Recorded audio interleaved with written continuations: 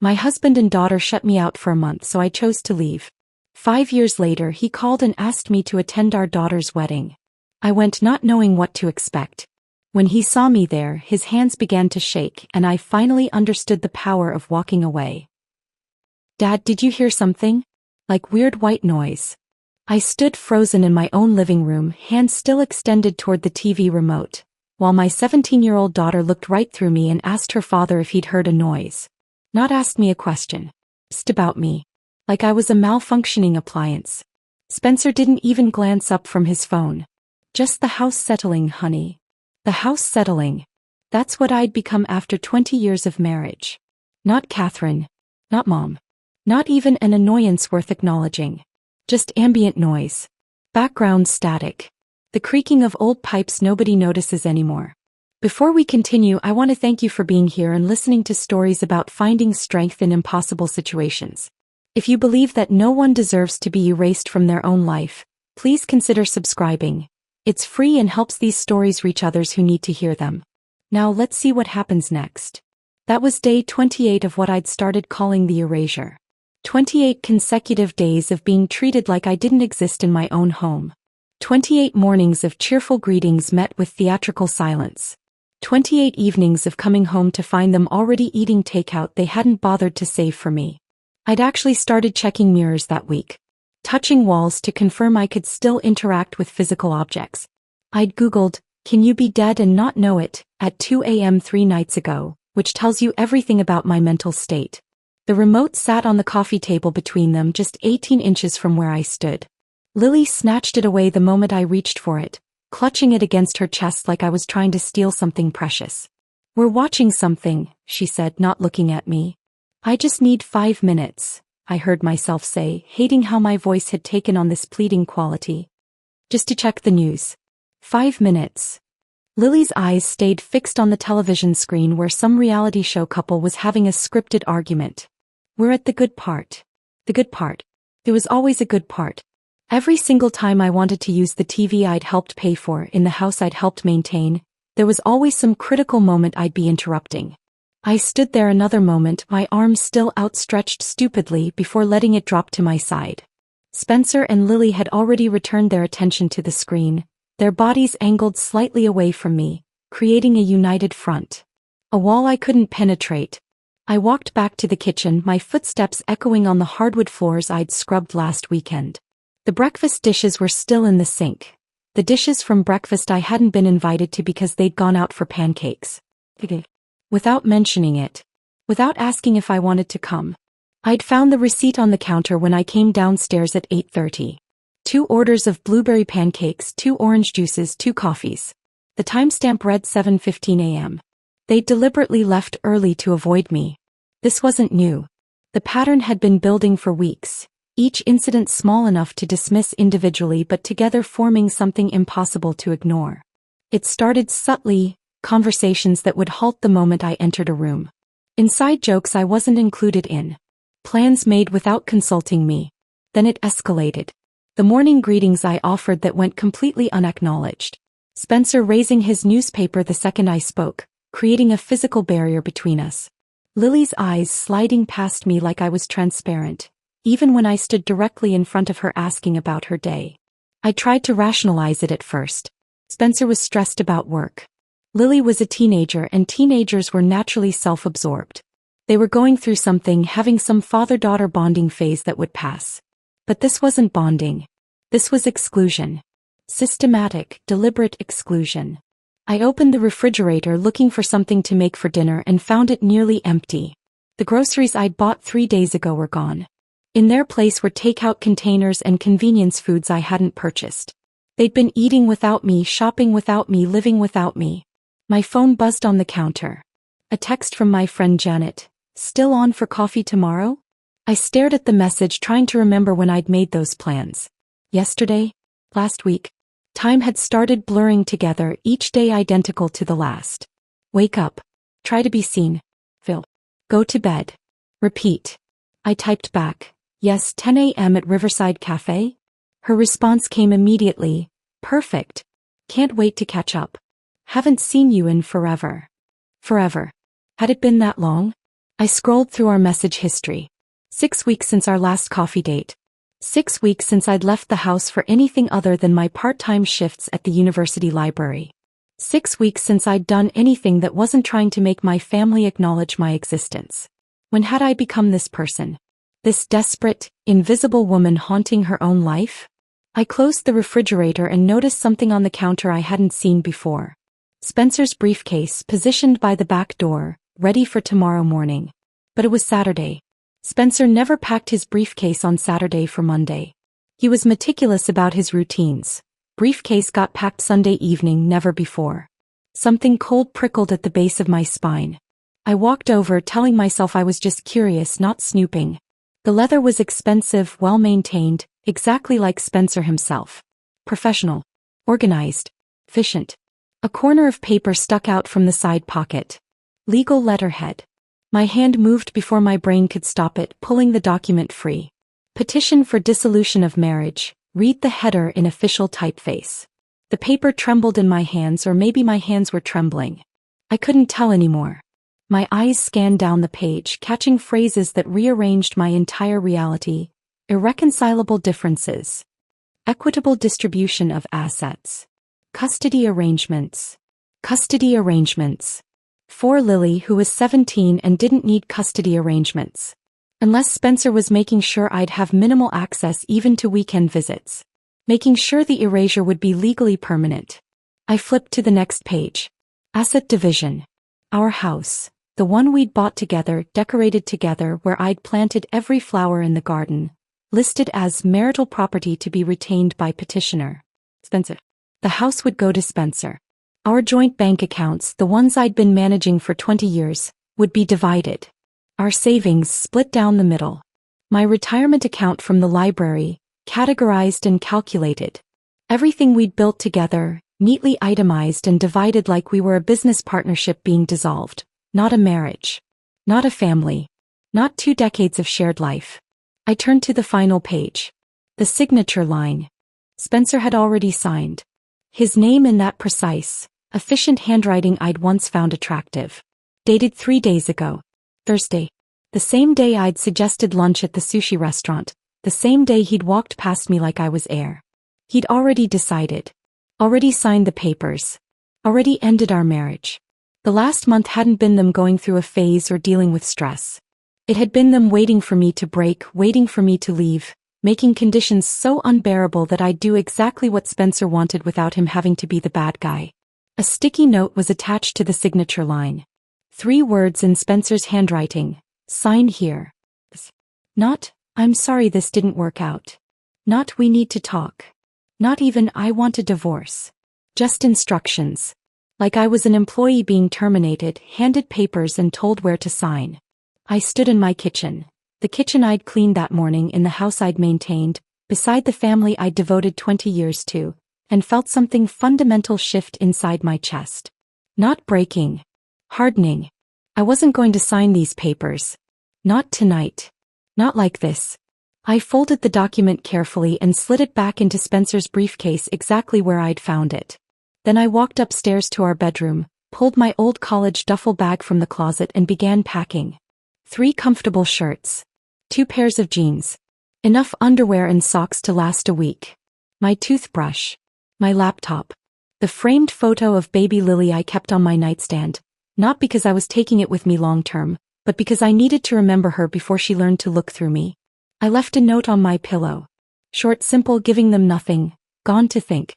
Don't worry about me. Okay. Then I walked down the stairs, past the living room where Spencer and Lily were still watching television, neither of them glancing up as I passed. I opened the front door, stepped into the cool night air and closed it quietly behind me. They didn't notice. They wouldn't notice for hours, maybe not until morning. Maybe not until they needed something from me. By then I'd be gone. Not because they'd won, but because I'd finally understood. You can't make people see you. You can only choose to stop being invisible. I drove to the train station and bought a ticket north to my hometown, to my parents' house where I'd grown up. The next train left at 3:30 a.m. I had 4 hours to wait. I didn't cry. I didn't call Spencer. I didn't text Lily. I sat on a metal bench in the fluorescent-lit station and felt for the first time in 30 days like I could breathe. The train pulled into Millbrook Station at 6:47 a.m., just as weak sunrise was bleeding through gray clouds. I'd spent the 4-hour ride staring out the window at darkness, watching my reflection in the glass. A ghost woman with hollow eyes and a duffel bag, running from a life that had already finished running from her. My father's house sat 3 blocks from the station, the same 2-story colonial where I'd grown up, where my bedroom walls still probably had thumbtack holes from teenage posters. I walked slowly, my bag feeling heavier with each step, not from its contents but from what it represented. 43 years old and moving back home like a college dropout. The porch light was on. Dad's habit never turned off until full daylight. I stood at the door for a solid minute before ringing the bell, rehearsing explanations that all sounded equally pathetic. My father answered in his ancient terry cloth bathrobe, the blue one Mom had been threatening to throw away for a decade.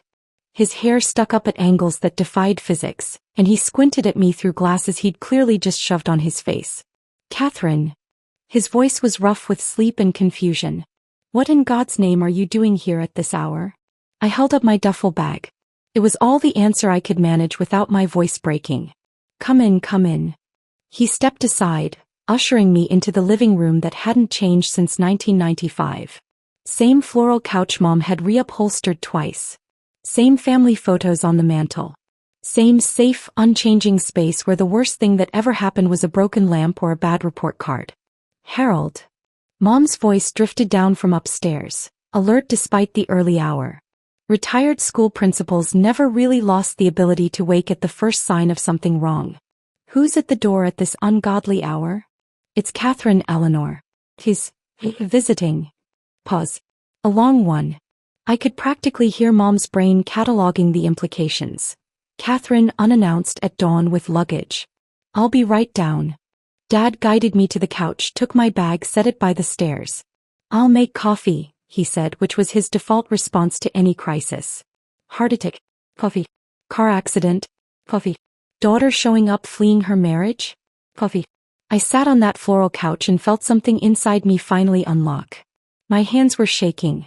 Not from cold or fear but from the simple fact that someone had opened a door for me. Someone had said my name and looked directly at me while saying it. "They've been pretending I don't exist," I said when Dad returned from the kitchen, not bothering with preamble. "Spencer and Lily. For a month. Like I'm furniture. Like my voice cracked. Like I'm the house settling." Dad's face did something I'd rarely seen. It cycled through confusion, then understanding, then quiet, dangerous fury. The kind of anger that doesn't explode but burns steady and hot. He'd been a civil engineer for 40 years, a man who solved problems with math and logic, but in that moment he looked like he wanted to solve Spencer with his fists. "How long?" he asked. 30 days. I counted. He nodded slowly, processing. "And you left." I found divorce papers. He'd already signed them. Just left them for me to find with a sticky note telling me where to sign. "That son of a..." He stopped himself, glanced toward the stairs where Mom's footsteps were approaching. "That's not how you end 20 years. Apparently it is." Mom appeared in the doorway wearing her quilted robe, her gray hair in the braid she'd slept in for as long as I could remember. She looked at me, then at Dad, then back to me, and I watched her retired principal assessment skills kick in. "I'll make breakfast," she said. "Catherine, you look half-starved." "Harold, set the table." That was Mom. Crisis management through routine and food. 20 minutes later, I sat at their kitchen table. The same table where I'd done homework and eaten family dinners and announced I was marrying Spencer 20 years ago. Mom set down a plate of scrambled eggs, toast, fresh fruit, and homemade scones that she must have baked yesterday. She poured coffee, sat down across from me, and delivered her assessment with the same unflinching honesty she'd used on struggling students for 4 decades. "You've been disappearing for years, haven't you? Not just this month." I opened my mouth to protest, to defend myself, but she held up one hand. "Your Christmas cards used to be full of stories, Catherine. Little anecdotes about Lily, funny things Spencer said, your thoughts on books you'd read. The last few years they've been generic grocery store messages with just signatures. Your voice on our phone calls has sounded flat, mechanical. You stopped mentioning your own needs or interests. Everything was always Spencer thinks or Lily wants." Each observation landed like a small stone, building into something I couldn't ignore. You turned yourself into wallpaper, honey. Mom's voice softened but didn't lose its edge. And wallpaper eventually gets painted over. The truth of it stung worse than any accusation. He was right. I'd been slowly erasing myself for years, making myself smaller and quieter and more convenient, thinking that's what good wives and mothers did. By the time Spencer and Lily started actively ignoring me, I'd already done most of the work for them. I don't want you signing those divorce papers, Mom continued. Not yet. Not until you figure out what you actually want, not what Spencer wants from you. And you're staying here at least 3 months. No rushing into decisions from a place of pain. Mom, I can't stay here for 3 months. I have a job. You have a part-time library position that will understand you taking personal leave. What else do you have, Catherine? Really? I stared at my eggs, unable to answer. What did I have? A house I'd be lucky to keep half of. A daughter who called me white noise. A husband who'd rather I didn't exist. 3 months, Mom repeated firmly. Promise me. Okay, I whispered. 3 months. Dad reached across the table and squeezed my hand. For the first time in months, I was somewhere people actually saw me. Even if the scene came with uncomfortable truths. The next evening, I was helping Mom organize her garden shed when a car pulled into the driveway. I didn't recognize the silver Honda until my younger brother Marcus climbed out, carrying bags of Chinese takeout. Mom called you, I said, not bothering to make it a question. Mom called me, he confirmed, walking over and pulling me into a hug that smelled like chalk dust and acrylic paint. Drove 4 hours. You're welcome. Marcus was 38, taught high school art, and had gone through his own divorce 3 years ago. We sat on the back porch with containers of fried rice and lo mein, the spring evening cooling around us. Want to hear about my marriage? Marcus asked, stabbing at his food with chopsticks. Not particularly. Too bad. You need to hear this. He set down his container and looked at me directly. My ex-wife spent 5 years making me feel like my teaching job wasn't real work. Like I was playing with crayons while she had an actual career. My hobbies were childish. My friends were immature. My interests were a waste of time. I kept shrinking myself, trying to be what she wanted, avoiding conflict. By the end, there was nothing left to shrink. I recognized the pattern immediately. You know what I learned? Marcus continued. The person who makes you feel invisible is showing you exactly how much they value you. Believe them. Don't waste time trying to prove your worth to someone who's already decided you don't have any. So I should just give up on my marriage? I'm saying maybe you're not running away from your marriage. Maybe you're running toward yourself. He pulled out a small notebook, the kind he used for sketching, and drew a simple timeline. Who was Catherine before she met Spencer? What did she like? What made her laugh? What were her dreams? I stared at the blank timeline, realizing I couldn't remember. That version of Catherine had dissolved so completely I couldn't even recall her outline. 3 months, Marcus said. Mom told me her terms. Use that time to find her again. The Catherine before. See if she's someone worth being. After Marcus left, I went up to my childhood bedroom. Mom had turned it into a guest room, but my old bookshelf still stood in the corner, filled with novels I'd loved at 16, 17, 18. Books I'd read before Spencer, before Lily, before I became someone whose existence was negotiable. My phone sat on the nightstand, silent. It had been silent for 7 days now. No calls from Spencer asking where I was. No texts from Lily checking if I was okay. Nothing. Part of me had expected anger, furious messages demanding I come home and stop being dramatic. Part of me had hoped for worry, concerned calls asking if I was safe. Instead, silence. They genuinely didn't care that I'd left. Or worse, they were relieved. I cycled through emotions faster than I could name them. Rage at their indifference. Grief over my failed marriage. Shame that I'd let myself become so diminished. Fear about an uncertain future where I didn't know who I was supposed to be. That night, I woke at 3 a.m. with my heart pounding, convinced I'd made a catastrophic mistake. I should go back. I should apologize. I should sign those papers and accept whatever scraps of relationship they'd allow me. Then I remembered Spencer walking past me like I was furniture. Lily asking if he'd heard white noise.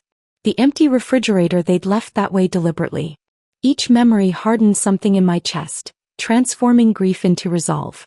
by the end of that first week something shifted. I woke Saturday morning at 9:30, the latest I'd slept in years, without an alarm, without guilt, without anyone needing anything from me. I made coffee at my own pace. I sat in Mom's garden with a novel I'd been meaning to read for months.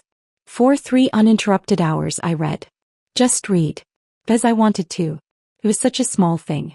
But it felt like remembering how to breathe. That simple act, 3 hours of uninterrupted reading, became my anchor point. Every morning that followed, I'd wake without an alarm, make coffee at my own pace, and sit in Mom's garden with whatever book I'd chosen. No one needed me. No one was waiting for me to perform invisible labor. No one was timing how long I took for myself. It should have felt selfish. Instead, it felt like remembering I was human.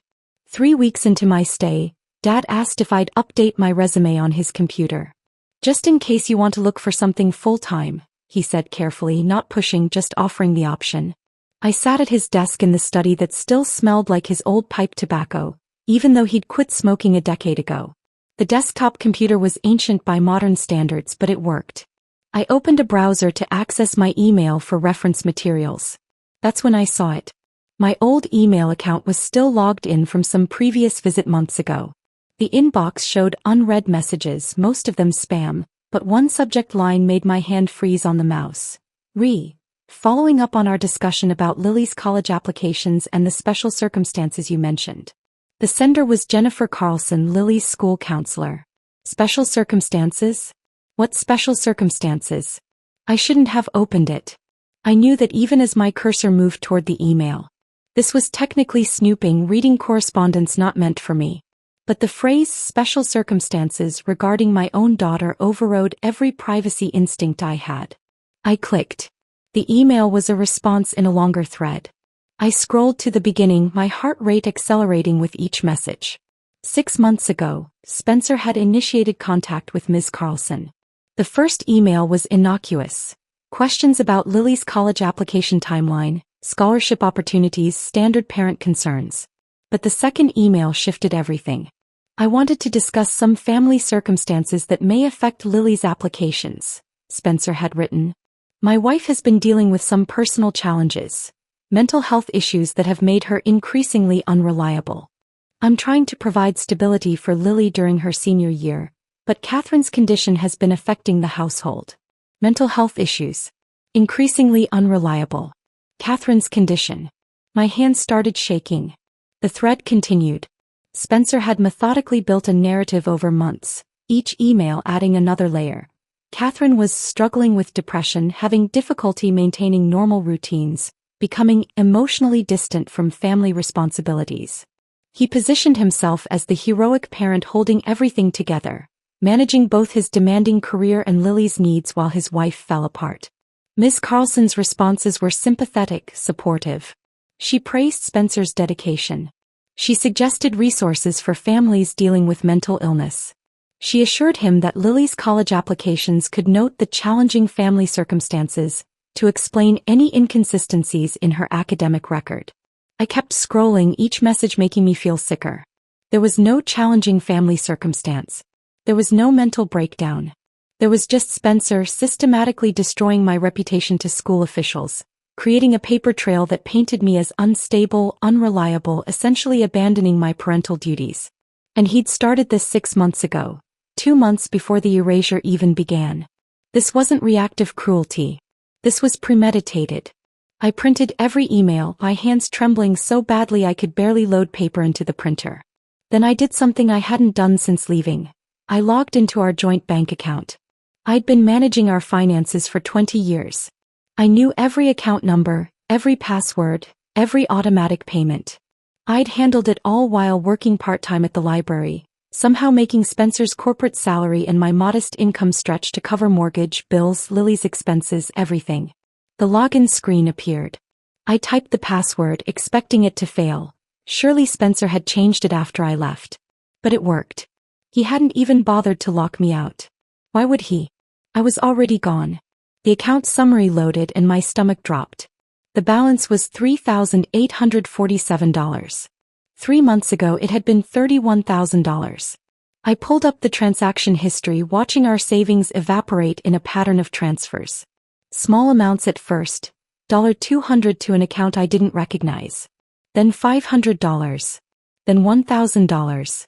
The transfers escalated over 8 months, always to the same external account, S. Whitmore Personal Banking. Spencer had opened a separate account in only his name and had been systematically moving our joint money into it. I calculated quickly. Over 8 months he'd transferred nearly $28,000. The photographer for Lily's birthday party, $300, paid from joint funds 1 week before a $3,000 transfer to his personal account. The expensive dinners I was never invited to, all paid from our joint money, then equivalent amounts moved to his private account days later. He'd been deliberately depleting our shared resources while building his own separate financial cushion, ensuring that when I left I'd have almost nothing. The timeline was damning. The money transfer started 8 months ago. The emails to Lily's counselor started 6 months ago. The systematic ignoring campaign started 4 months ago. The divorce papers appeared 3 weeks ago. This wasn't spontaneous. This wasn't a marriage falling apart. This was planned demolition. My phone rang, making me jump. Patricia's name appeared on the screen. My supervisor from the university library. Catherine. Her voice was careful, uncomfortable. I need to tell you something and I really hope you won't shoot the messenger. What's wrong? Spencer called the library yesterday. He said you were experiencing some personal difficulties and needed extended leave for health reasons. Patricia paused. He implied, without saying it directly, that you were having some kind of breakdown. He even suggested that we might want to consider your position unstable for long-term planning. The room tilted slightly. He what? I thought it was strange. You've worked here for 12 years, Catherine. You've never missed a deadline, never called in sick without good reason, never given me any indication of instability. So I'm calling to verify. Are you okay? Is there something I should know? I'm fine, Patricia. I'm more than fine. My voice was steadier than I felt. Spencer and I are separated. I'm staying with my parents while I figure things out. But I'm not having a breakdown and I fully intend to return to work when I'm ready. That's what I thought. Patricia's tone shifted, becoming more direct. Catherine, I've seen this before. My sister went through something similar. Her ex-husband tried to destroy her professionally before their divorce, building a case that she was unreliable so he could argue for full custody and reduced alimony. I wanted you to know what Spencer's doing because this feels like someone building a case for something. After we hung up, I sat staring at the computer screen, at the printed emails, at the bank statements spread across Dad's desk. Pieces were clicking together into a picture I didn't want to see but couldn't ignore. Spencer had been planning my exit for at least 8 months, possibly longer. He'd been moving money, crafting a narrative of my instability, poisoning my relationship with Lily, contacting my workplace to damage my professional reputation. Then he'd created conditions so intolerable at home that I'd leave, giving him the final piece he needed, evidence of abandonment. If this went to court, what would it look like? A mother who'd left her family without warning. A mother with no money because she'd been too unstable to notice her husband draining their accounts. A mother whose own daughter's school counselor had documented her mental health challenges and unreliability. A mother whose employer had been warned she might be too unstable for continued employment. Spencer would win everything. The house, full custody of Lily despite her being nearly 18, minimal alimony because I was employable, but had abandoned my family. And I'd be left with nothing. No credibility, no money, no relationship with my daughter, no professional reputation. I heard the back door open. Marcus had come for his daily visit, another bag of takeout in hand. He found me in the study, surrounded by evidence of my husband's systematic destruction of my life. Cat? You okay? He set down the food and came closer, seeing my face. What happened? I showed him everything. The emails. The bank transfers. Patricia's call. I watched my brother's expression shift from concern to anger to cold calculation. Marcus had always been the artistic one, the dreamer, the one who taught teenagers about color theory and perspective. But right now, his brain was working like an engineer, organizing information into patterns. He pulled out a notebook and started creating a timeline, writing dates and events in his neat teacher's handwriting. 8 months ago, money transfers begin, he wrote. 6 months ago, emails to school counselor start. 4 months ago, Systematic ignoring campaign begins. 3 weeks ago, divorce papers appear. He drew lines connecting the events, then looked up at me. This isn't spontaneous cruelty, Kat. This is calculated destruction. He's been planning this for months, maybe longer. Marcus tapped his pen on the timeline. He was creating conditions so intolerable that you'd leave. Then he'd have evidence of abandonment, plus a narrative that you're unstable. In any custody or financial dispute, he'd win easily. I'd thought Spencer was cruel.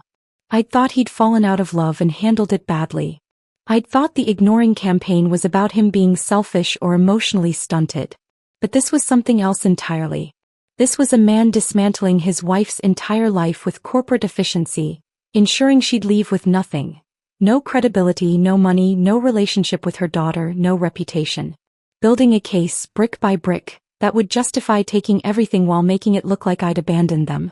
What do? I asked Marcus, my voice barely above a whisper. He looked at me with an expression I'd never seen on my artistic, gentle younger brother's face. It was the look of someone who'd been through his own demolition and survived. You don't sign those papers. You document everything. You build your own case.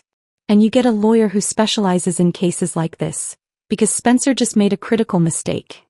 What mistake? He assumed you'd never figure it out. He assumed you'd stay broken. Marcus smiled, but it wasn't a kind smile. He forgot that invisible women see everything. Marcus's words hung in the air between us. He forgot that invisible women see everything. I looked down at the evidence spread across Dad's desk. Printed emails, bank statements, Patricia's warning scribbled on notepaper. 8 months of systematic destruction, documented and undeniable.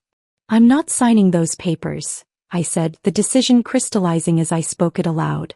Marcus nodded, unsurprised. Good. What else? I'm not responding to Spencer at all. No explanations, no confrontations, nothing. The plan was forming as I articulated it, each piece clicking into place with startling clarity. He thinks I'm broken. He thinks I ran away to fall apart somewhere. Let him keep thinking that. You're going underground, Marcus said, understanding immediately. Healing while he gets comfortable. Exactly. I started gathering the documents into a folder. Comfortable people make mistakes. I need him to believe he's already won. That night, I opened a new bank account at a local credit union, one with no connection to our old bank. I transferred the modest balance from my personal account, money from my library paychecks that Spencer hadn't managed to access. It wasn't much, but it was mine. Dad appeared in the doorway of the study, reading glasses perched on his nose. You're documenting everything? Everything, I confirmed. He sat down at the desk, pulling the bank statements toward him with the methodical precision of someone who'd spent 40 years making numbers tell stories.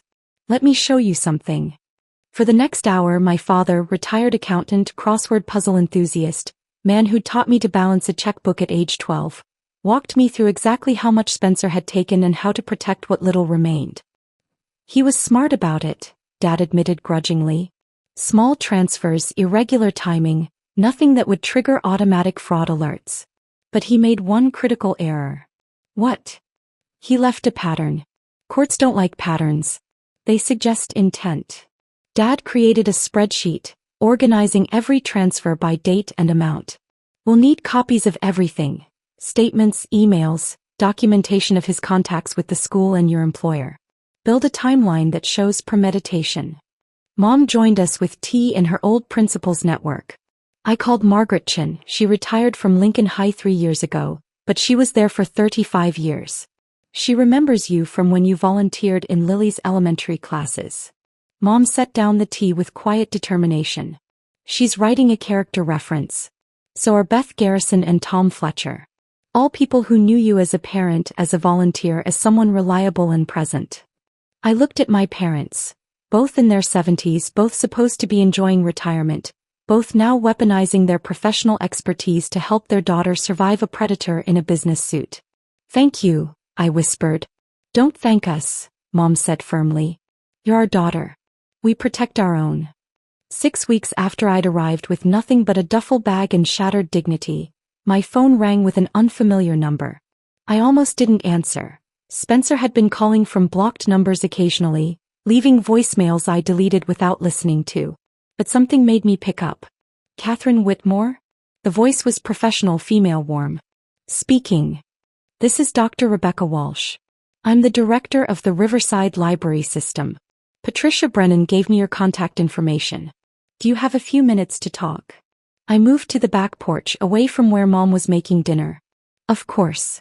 Patricia spoke highly of your work. 12 years at the university library, your cataloging system overhaul, your outreach programs. I'm impressed. Papers rustled on her end. We have an opening for a senior research librarian. Better title than your current position, better salary, full benefits. The job is yours if you want it. I gripped the phone tighter. Just like that. Not quite. Rebecca's voice shifted, becoming more personal. Patricia told me a bit about your situation. I went through something similar 5 years ago. Husband who tried to destroy my career during our divorce, made me look unstable and unreliable. I know what it looks like when someone's being professionally sabotaged. I see. You're too good at your job to let him take that from you, Catherine. This is a fresh start in a city where his narrative hasn't reached. Where you can rebuild without fighting his version of events at every turn. She paused. The position starts in 3 weeks. That enough time to relocate? 3 weeks. Enough time to find an apartment, pack what little I owned, leave behind the town where I'd been Mrs. Spencer Whitmore for 20 years. Yes, I said. That's plenty of time. Excellent. I'll email you the formal offer. Welcome to Riverside, Catherine. After we hung up, I sat on the porch steps, watching the sun set over Mom's garden. For the first time since finding those divorce papers, I felt something other than pain or anger or fear. I felt hope. 2 months into my strategic silence, Lily finally called. Not my parents' landline, not Dad's cell. My personal phone, the number she'd always had. I stared at her name on the screen for 3 rings before answering. Mom. Her voice was different than I remembered. Sharper. More entitled. Where are you? I'm safe, Lily. I'm fine. Dad says you're having some kind of breakdown. That you just left without. I'm not having a breakdown. Kept my voice level calm. I left because I was being treated like I didn't exist in my own home. There's a difference. That's not. Mom, I need you to come back. I have to submit college applications and I need your signature on financial aid forms. This is important. Not, I miss you. Not, are you okay? Not, I'm sorry for how we treated you. I need your signature. Then I heard it, Spencer's voice in the background, muffled but distinct. Tell her she's being selfish. Tell her she's ruining your future. My daughter wasn't calling on her own. She was reading from a script. Something hardened in my chest, transforming the last soft places into something more durable. Lily, I said quietly, I'm not having a breakdown. I'm having a breakthrough. When you're ready to have an honest conversation about why I left, one where your father isn't coaching you, call me back. Mom, wait. I hung up. My hands were shaking, but my resolve was solid steel. Marcus appeared in the doorway. He'd been staying for dinner, had obviously overheard. He crossed the room and squeezed my shoulder. That was perfect, he said. Don't let them pull you back into that dynamic. She didn't even ask if I was okay. I know. His voice was gentle but firm. Because she's been told you're not. She's been fed a narrative for months, Kat. It'll take time for her to question it. If she ever does. If she ever does, Marcus agreed. But you can't sacrifice yourself on the altar of maybe. You gave her 20 years. Now you give yourself a chance. 3 weeks later, I stood in my new apartment in Riverside Meadows. 1 bedroom, functional kitchen, living room with windows that let in afternoon sun. The furniture was second-hand but clean. The dishes were mismatched but mine. The space was small but entirely my own. My first night there, I sat on my thrift store couch with Chinese takeout and realized something profound. I was content. Not happy yet, that would take time. But content in a way I hadn't been for years. Maybe decades. No one knew where I was except my parents and Marcus. No one could walk past me like I was furniture. No one could discuss me like I was a malfunctioning appliance. I found a yoga studio 3 blocks away, joined an evening class where the instructor had gray hair and laugh lines and called everyone dear. I discovered a book club at my new library that met Thursday evenings. I made friends with my neighbor Elena, a middle school teacher recovering from her own divorce, who invited me on morning walks through the neighborhood. My routine became my anchor. Wake without an alarm. Coffee at my own pace. Work where people valued my expertise. Evenings that belonged entirely to me. Weekends for farmers markets, hiking trails, documentary films at the independent cinema downtown. I learned I liked red wine better than white. That I preferred mystery novels to romance. That sleeping late on Sundays without guilt felt like luxury. Simple discoveries that should have happened decades ago. 3 months became 6. 6 became a year. The seasons changed and I changed with them, not dramatically but steadily, like a plant finally getting enough light. I wasn't just surviving Spencer's demolition. I was discovering who Catherine had been before she became Mrs. Whitmore, before she learned to make herself small and quiet and convenient. I was finding the woman who'd laughed at spilled coffee at a conference. Who'd made ridiculous marketing slogans for impossible products. Who'd believed she deserved to take up space in the world. She'd been there all along, just buried under 20 years of systematic diminishment. Now she was emerging, and she was stronger than Spencer had ever imagined possible. Because he'd made one critical miscalculation. He'd assumed erasing me would make me disappear. Instead, it had set me free. Freedom, I learned, wasn't a single moment of liberation. It was 5 years of small choices, each one building on the last until you looked back and barely recognized the person you'd been. Year 1 was survival. Learning to sleep alone without loneliness, to cook meals for one without feeling the absence of 2 empty chairs, to make decisions that affected only me. I enrolled in night classes at Riverside University, pursuing the master's degree in library science I'd abandoned when I married Spencer. He'd called it unnecessary back then, said my bachelor's degree was sufficient for part-time library work, implied that furthering my education was somehow selfish when we had a family to support. Turned out it wasn't unnecessary at all. I studied digital archiving systems, information management theory, emerging technologies in library science. The work was challenging in ways that had nothing to do with emotional survival and everything to do with intellectual engagement. I'd forgotten what it felt like to be challenged academically, to struggle with concepts that had clear answers if you worked hard enough to find them. My thesis examined digital preservation strategies for small community libraries. Practical, unglamorous, exactly the kind of work that mattered to real people. When it was published in the Journal of Library Administration in year 3, Dr. Walsh brought champagne to the office.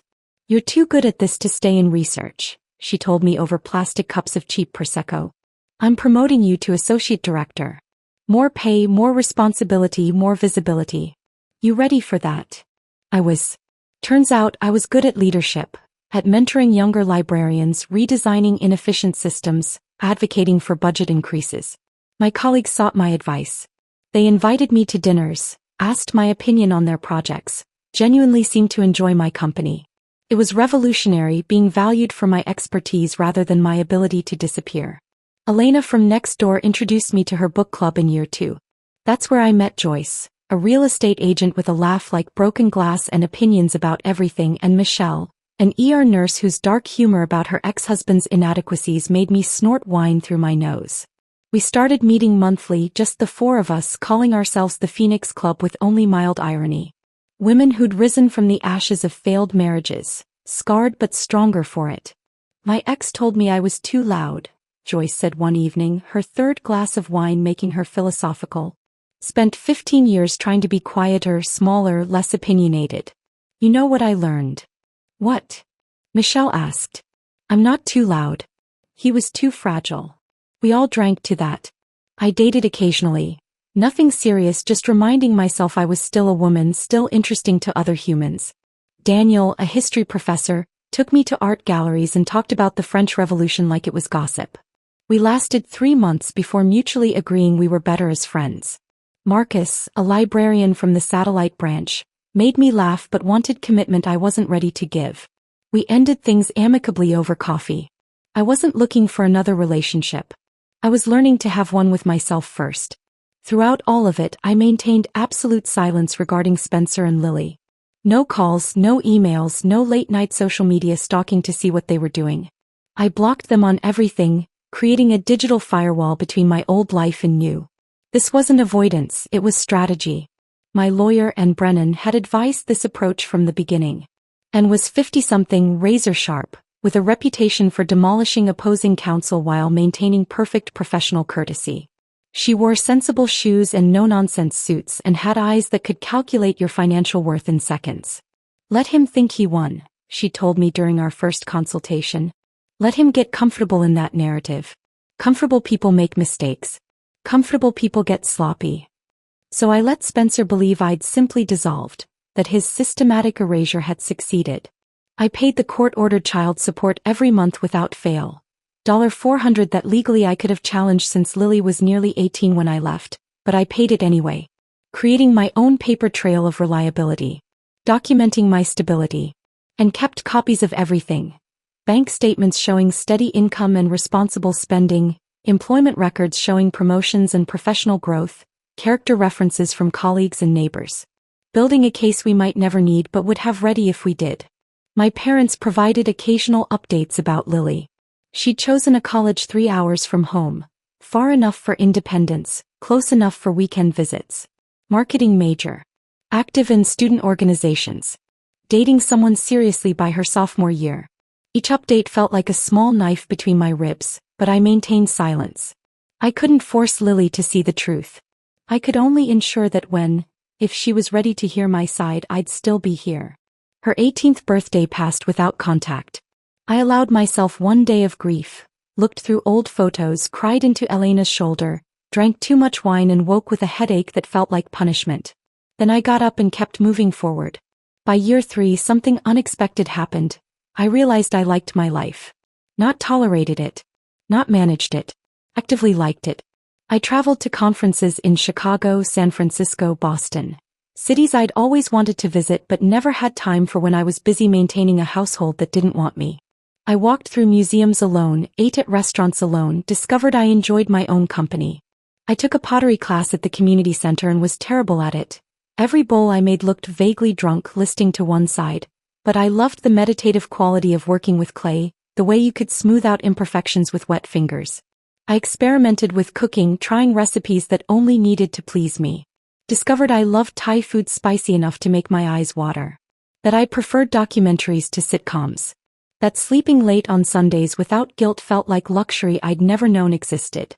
I started keeping a journal, processing my marriage with increasing clarity. Reading back through entries from year 1 to year 3, I could track my own evolution. From broken woman questioning her worth to someone recognizing Spencer's systematic abuse for what it actually was. One entry from year 4 caught my attention. Spencer's cruelty saved my life. If he'd been merely neglectful, ordinarily unhappy, gradually distant, I would have stayed forever trying to fix things.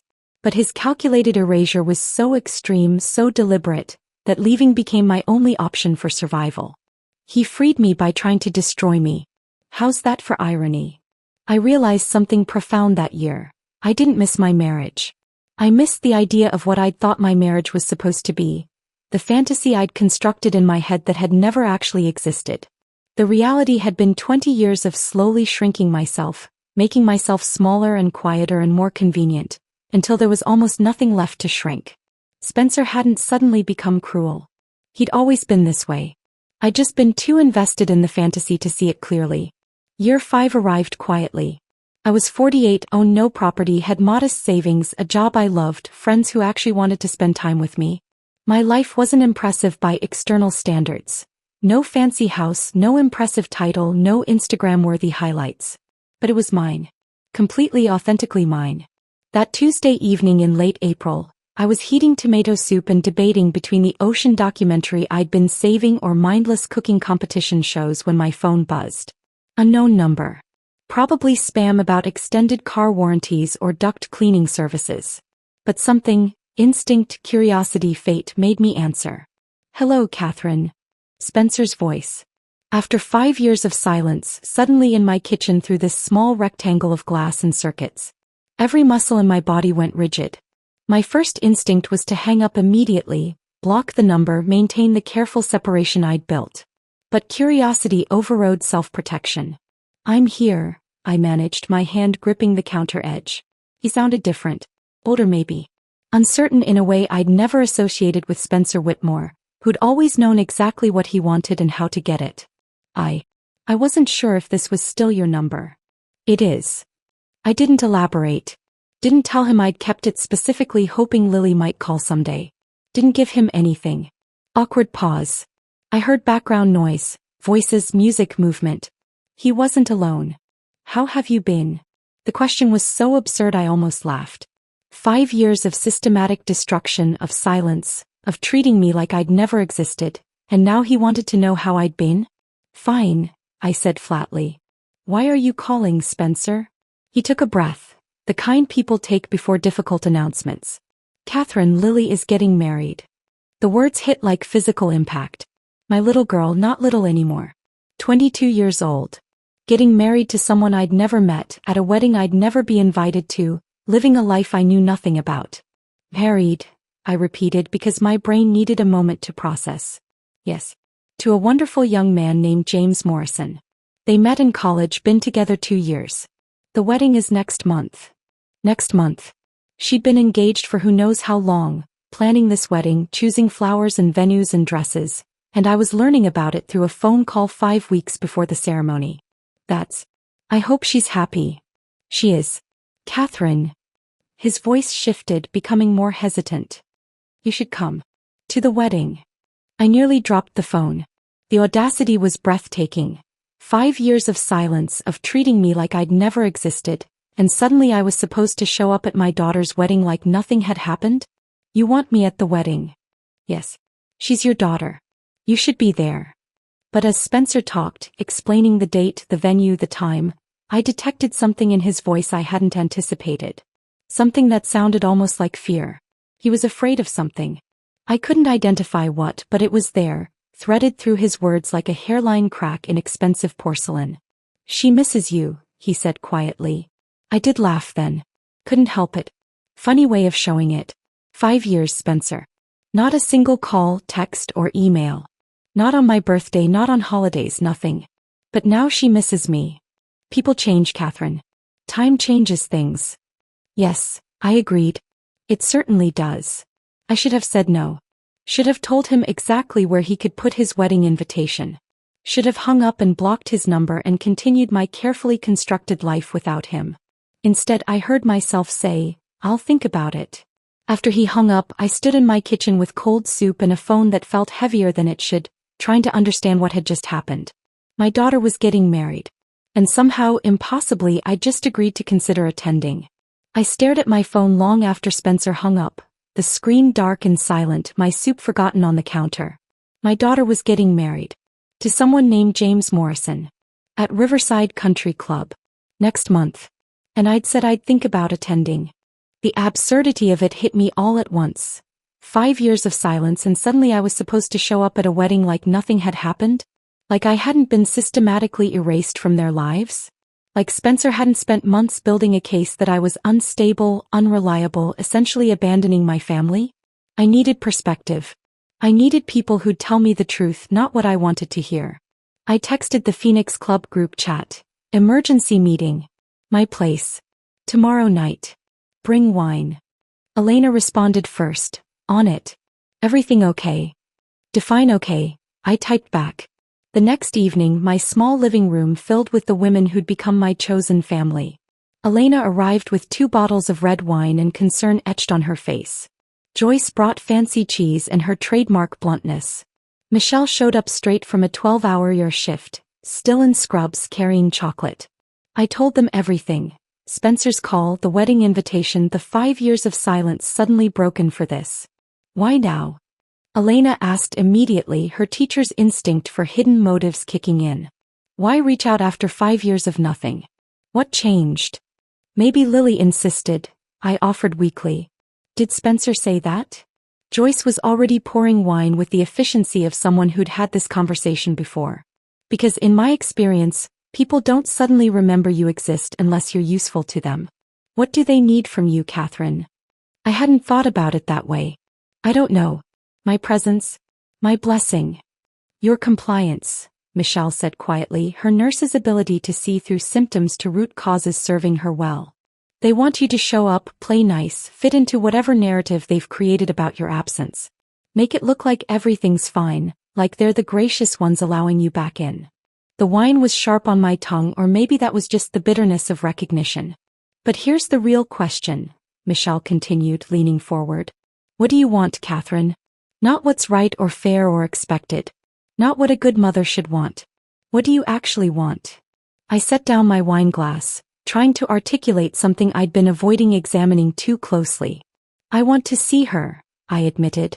I want to know if she ever thinks about me. If she remembers that I used to make her lunch with little notes. If she ever wonders what really happened 5 years ago. And, Joyce prompted. And I want Spencer to see me. The truth came out harder, sharper. I want him to see what he threw away. I want him to confront the woman he tried to erase, who rebuilt herself into something he doesn't recognize or control anymore. Elena smiled slowly. Now we're getting somewhere. That's not revenge, I said quickly. I'm not trying to ruin anything. It's not revenge, Michelle agreed. It's closure. And honestly, it's justice. He tried to destroy you. You showing up whole and thriving, that's the best response you could give him. We talked for 3 hours, working through scenarios, motivations, risks. By the time they left, I'd made my decision. I was going to the wedding. The next morning, I met Brennan at our usual coffee shop downtown. She arrived precisely on time, carrying her leather briefcase and wearing her trademark sensible heels. You're going, she said before I could speak, reading my face with the accuracy that made her such an effective lawyer. I'm going.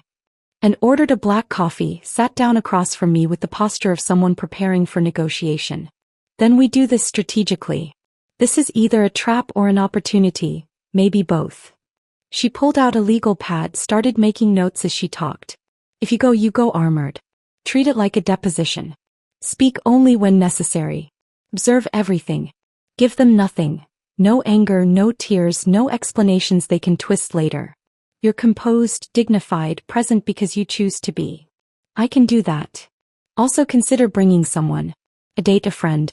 Evidence that you've moved on, that you have a life they're not part of. Anne's pen tapped against her notepad.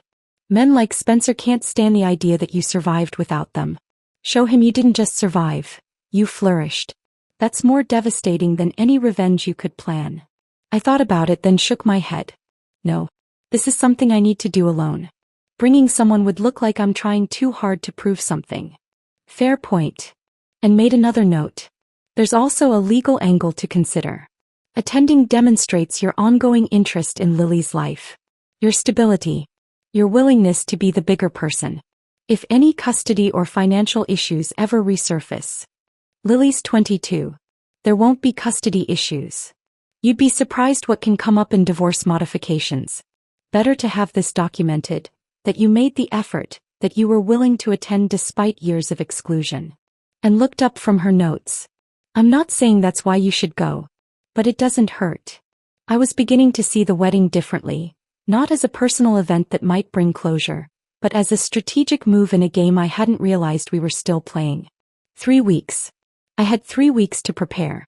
I treated it like preparing for battle because in many ways that's exactly what it was. The dress took 2 days to find. Elegant but not extravagant, sophisticated but clearly affordable. Something that said, I'm doing well without screaming, I'm trying to impress you. Navy blue, simple cut, appropriate for a wedding without trying to compete with anyone. I got my hair cut and styled, not dramatically different, just refined. Professional. The stylist, a chatty woman named Carmen, asked if I was going somewhere special. My daughter's wedding, I said, and the words felt strange in my mouth. How wonderful. You must be so excited. I smiled noncommittally and changed the subject. At home I practiced in front of the mirror. Not what I'd wear or how I'd look, but what I'd say if forced into conversation. How have you been? Simple question, loaded implications. I've been well, thank you. Neutral gives nothing away. Where have you been? Slightly accusatory. I've been building a life for myself. And you? Turn it back, don't explain. Why did you leave? Direct confrontation. I left because I was being treated like I didn't exist. I chose to exist elsewhere. Truth without anger. I ran through scenario after scenario. Lily confronting me at the reception. Spencer trying to play victim to his new in-laws. Meeting James and his family, who'd probably been told some version of the unstable mother story. Stay calm. Maintain boundaries. Refuse to be drawn into drama. Elena called 3 times offering to attend as support. You don't have to do this alone, Catherine. I know. But I need to. Why? Because showing up alone proves I don't need anyone to validate my existence. I'm there because I choose to be, not because someone's holding my hand. The night before the wedding I couldn't sleep. I laid out my dress, checked my car for gas, made sure I knew the exact route to Riverside Country Club. Then I did something I hadn't done in 5 years. I pulled out old photo albums from the box I'd brought when I moved. Pictures of Lily as a baby, chubby-cheeked and grinning. As a toddler with paint in her hair from an art project gone wild. At 7, missing her front teeth, holding up a spelling bee trophy. I let myself feel it.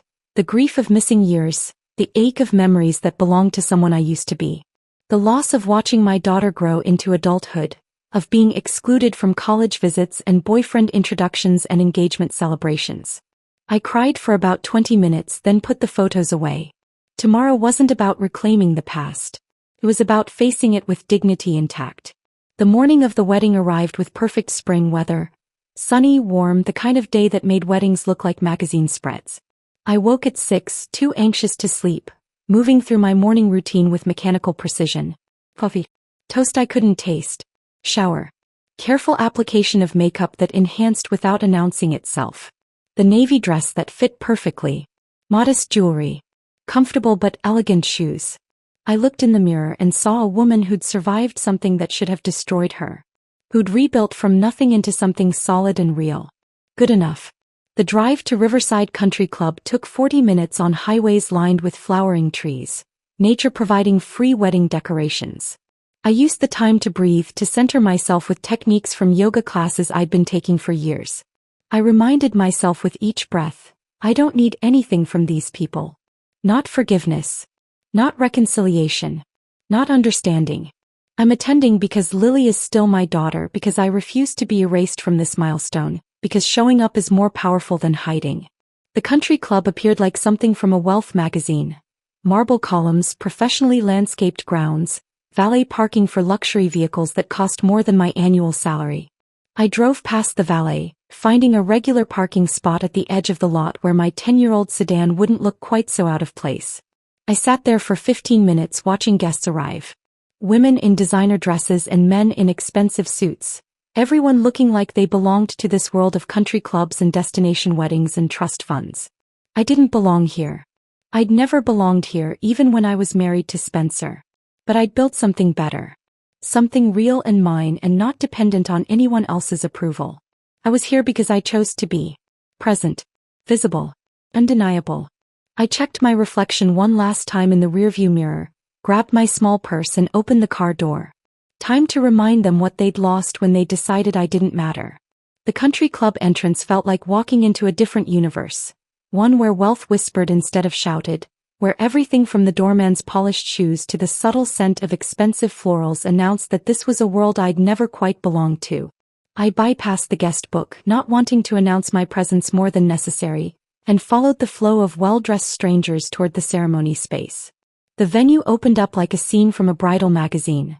White roses cascading from every surface, silk ribbons the color of champagne, enough candlelight to make the afternoon seem romantic rather than excessive. I found a seat in the back row, close enough to witness but far enough to slip away if things went wrong.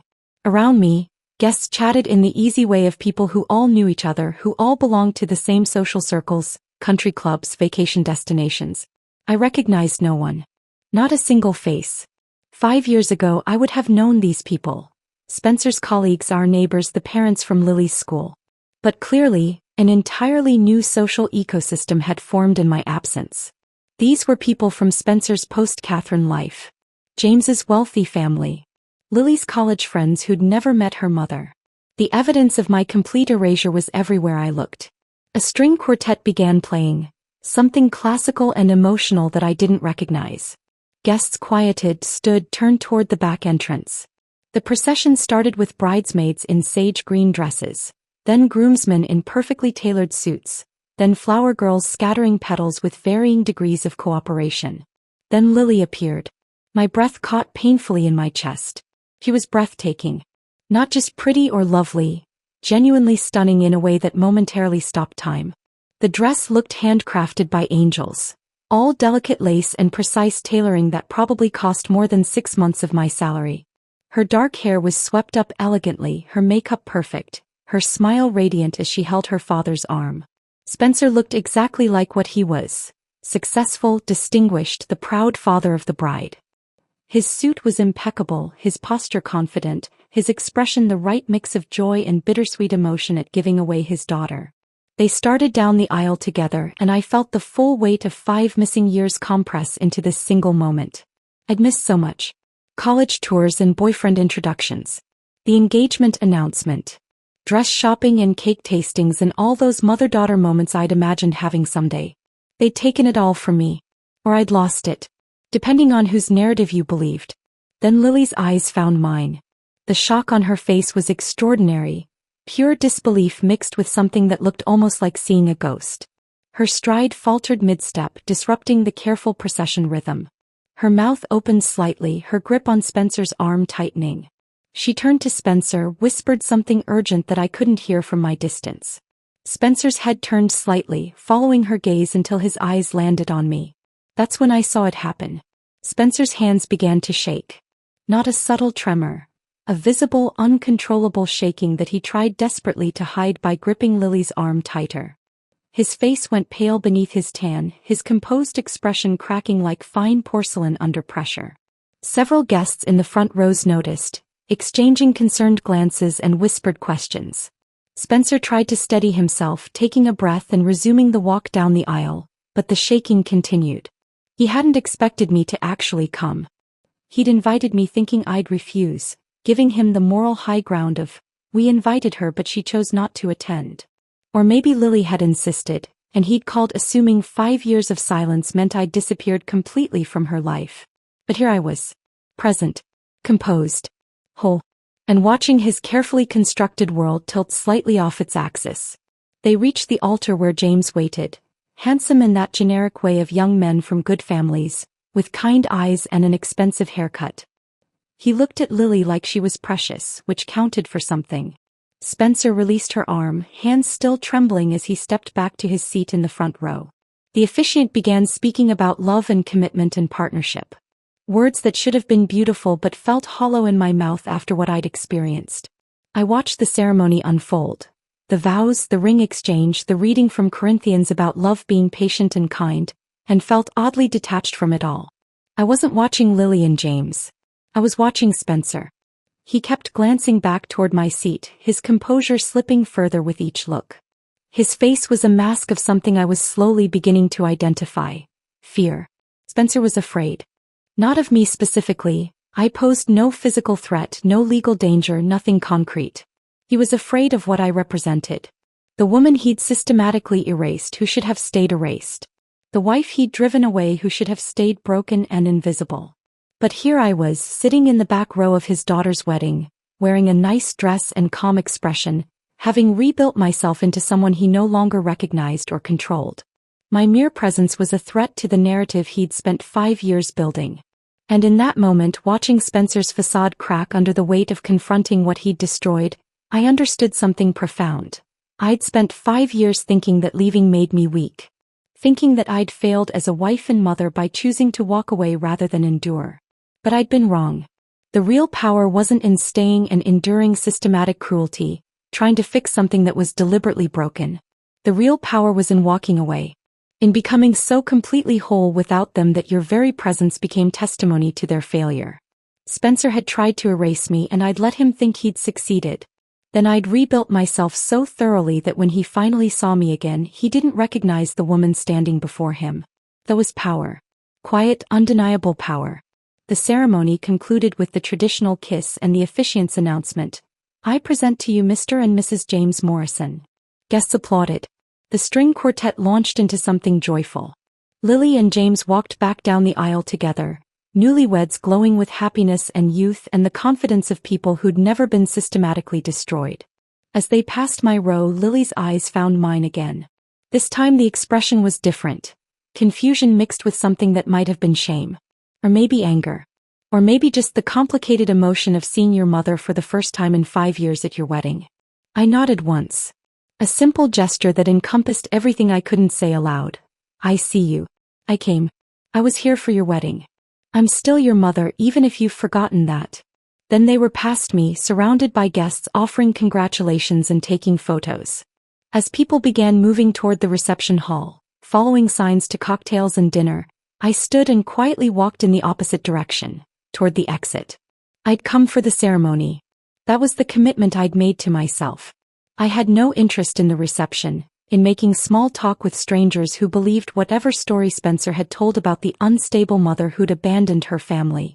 I had no interest in pretending I belonged to this world of country clubs and expensive weddings and people who'd watched me be erased without question. I'd done what I came to do. I'd been present. Visible. Undeniable. That was enough. I pushed through the heavy doors into spring afternoon sunshine, the warmth hitting my face like a benediction. As I walked across the parking lot toward my car, I felt something unexpected. Lightness. The weight I'd been carrying for 5 years. The shame, the questions, the wondering if I'd somehow failed, began lifting like fog burned away by sun. I hadn't failed. I'd survived something designed to destroy me. I'd chosen myself when no one else would. And there was no shame in that. I was unlocking my car when I heard footsteps running across pavement. Catherine. Wait. Spencer's voice, breathless and urgent. I turned slowly, deliberately, finding him stopped about 10 feet away. His wedding guest composure was completely shattered. Face pale, tie slightly askew, hands still trembling at his sides. You came, he said, as if stating the obvious would somehow make sense of it. You invited me, I replied calmly. We stood there in the parking lot, two people who'd once promised forever, now strangers with 20 years of complicated history stretched between us like a minefield. I didn't think you actually would, Spencer admitted, his voice cracking slightly. After everything you did to me, you mean? I kept my tone neutral, not angry, just factual. He flinched as if I'd physically struck him. After you systematically erased me from my own life? I continued, each word measured and clear. After you poisoned my relationship with my daughter? After you stole money and destroyed my reputation with carefully constructed lies to her school, to my employer, to anyone who would listen? Which everything are we discussing, Spencer? His face went even paler. Catherine, it wasn't supposed to, things just got out of hand. I almost laughed. No. Things didn't get out of hand. You planned everything. The ignoring campaign. The financial transfers. The emails painting me as unstable. That wasn't spontaneous cruelty or a marriage falling apart. That was calculated destruction. Spencer's expression shifted, shock that I knew, then something that looked almost like shame, quickly buried beneath defensiveness. Catherine, I held up one hand, stopping him. I don't need your explanation. I don't need your apology. I came today because Lily is still my daughter, and I refuse to be erased from her important moments. But I don't belong to your world anymore. I pulled my car keys from my purse, feeling steadier than I'd felt in years. And honestly, I met his eyes directly. I'm grateful. You showed me exactly what I was worth to you. And it made me realize I was worth so much more to myself. I unlocked my car door, leaving Spencer standing there with whatever words he'd planned to say dying on his lips. As I drove away, I didn't look back. I drove away from Riverside Country Club with steady hands and clear vision, leaving Spencer standing alone in that parking lot with whatever words he'd left unsaid. I didn't look back. Not once. The 40-minute drive home took me through the same flowering trees I'd passed that morning, but everything looked different now. Lighter somehow. The late afternoon sun painted the highway gold, and I drove with my windows down, letting spring air wash through the car. I wasn't processing what had happened with pain or regret. It was more like anthropological curiosity, examining artifacts from a life I used to live, trying to understand how I'd ever believed that version of reality was acceptable. I'd loved Spencer once, built a life with him, believed our partnership mattered, that we were a team facing the world together. Now he was essentially a stranger whose systematic cruelty had accidentally set me free. If he'd been merely neglectful, ordinarily unhappy, I might have stayed forever trying to fix something that was designed to stay broken. But his calculated erasure had been so extreme that leaving became my only survival option. So in a twisted way, I owed him gratitude. I thought about Lily as I drove, My daughter who was now someone else's wife, living a life I knew nothing about. Part of me hoped she'd eventually understand what really happened 5 years ago. That she'd ask questions Spencer couldn't answer comfortably. That she'd want the truth. But I released the need for immediate reconciliation. I'd learned something crucial over 5 years of silence. You can't force people to see what they're not ready to see. You can only live your truth so completely that when they're finally ready, the door remains open. If that day came, I'd be here. If it didn't, I'd survive that too. At Riverside Meadows, the sunset colored my apartment red and gold. I parked my sedan in my usual spot, climbed the stairs I walked every day, and unlocked the door to my small, perfect space. The first thing I did was change into soft clothes. Yoga pants and an old university sweatshirt, the kind of comfort uniform that would have been unthinkable in my old life where I always had to be presentable in case Spencer or Lily needed something. I ordered Thai food from my favorite local restaurant, the one where they knew my usual order and always included extra spring rolls. Then I settled onto my second-hand couch, pulled up the ocean documentary I'd been saving, and let David Attenborough's soothing narration wash over me. My phone buzzed halfway through a segment about blue whales. Unknown number. I almost ignored it, but curiosity won. The message was short. Why did you come today? No greeting. No signature. But I knew immediately it was Lily. I stared at those 4 words, reading the accusation underneath. Not, thank you for coming. Not, I'm sorry we haven't talked. Not, can we talk? Just, why did you come today? As if my presence had been an intrusion. A disruption of the carefully constructed narrative where I simply didn't exist anymore. She was angry that I'd shown up. Angry that I'd reminded everyone, her new husband, his family, all those wedding guests, that she had a mother who'd been excluded from her life. I typed several responses and deleted them all. I came because I wanted to see you, to be part of your day even from a distance. Too needy. I came because your father invited me, and I wasn't going to let him control whether I showed up to my own daughter's wedding. Too confrontational. I came because despite everything you're still my daughter and I still love you. True but incomplete. Finally I settled on simplicity. Because you're still my daughter even if you've forgotten I'm still your mother. When you're ready to talk honestly without your father coaching you, I'll be here. I hesitated, then added, I love you, Lily. Always have. Nothing you've done or not done changes that. I sent the message before I could second-guess myself, then turned off my phone completely. Whatever Lily did with that information was her choice now. I'd said what needed saying. The rest was up to her. I ate my Thai food slowly, savoring the familiar flavors while blue whales glided across my TV screen in their ancient migrations. And somewhere in that quiet evening, watching creatures who'd survived millions of years of change and challenge, I had an unexpected realization. I'd gotten my revenge. Not the revenge I'd fantasized about during those early months at my parents' house, when I'd imagined dramatic confrontations where Spencer apologized and Lily recognized the truth and everyone acknowledged how badly I'd been treated. Actual revenge turned out to be so much subtler. So much more powerful. It was in Spencer's shaking hands when he saw the woman he'd tried to erase, now composed and whole. It was in my ability to walk away from that reception without needing anything from them. No explanation, no closure, no validation. It was in building a life so complete that their approval or understanding became optional rather than essential. The best revenge wasn't destruction. Wasn't confrontation. Wasn't making them hurt the way they'd hurt me. The best revenge was becoming so entirely whole without them that their regret became background noise I didn't need to hear. 5 years ago I'd thought I lost everything when I left. My marriage, my daughter, my home, my identity as wife and mother. But I hadn't lost anything. I'd shed it. Like a snake shedding skin that no longer fit, that was restricting growth, that was slowly suffocating the creature underneath. And what I'd gained was infinitely more valuable. Myself. Not the diminished version Spencer and Lily had created. The woman who made herself small and quiet and convenient. Not the generic store-brand Catherine who fulfilled roles without having substance.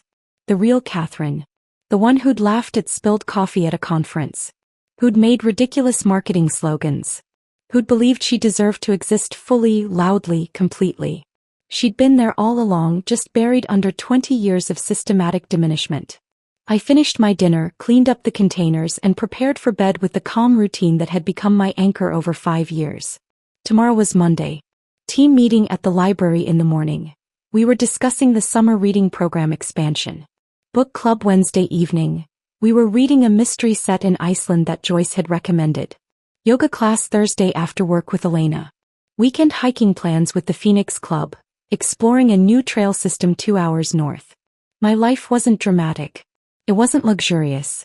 It wouldn't make for impressive social media posts. But it was mine. Genuinely, authentically mine.